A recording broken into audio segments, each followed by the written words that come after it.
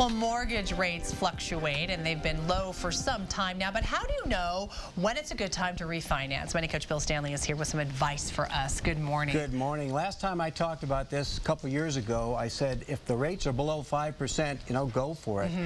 And a 30-year fixed mortgage rate right now can be as low as 3.36%. 15-year is 2.69%. Really? These are great rates.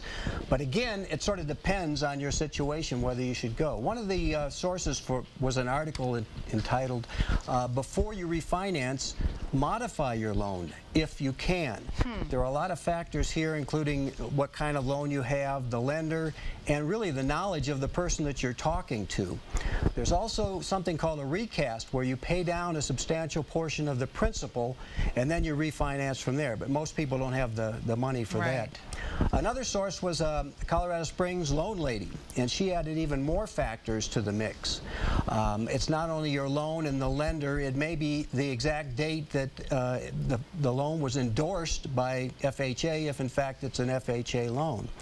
And oftentimes banks will sell their loans to somebody else and they're serviced by somebody even different. So you've got to trace down where the loan is. You want low fees. But if you don't want to pay the $400 or so for an appraisal, then the rest of your closing costs cannot be into the new loan.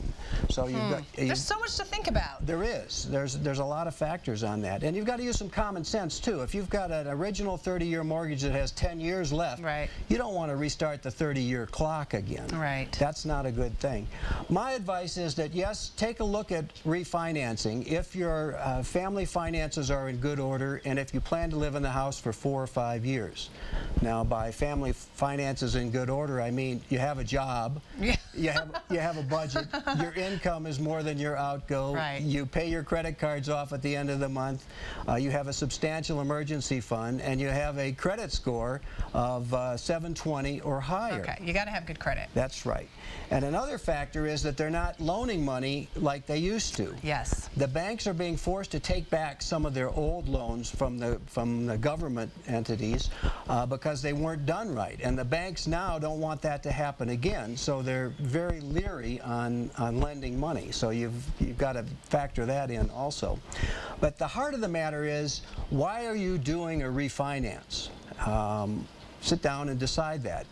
Most people want to reduce their monthly payment.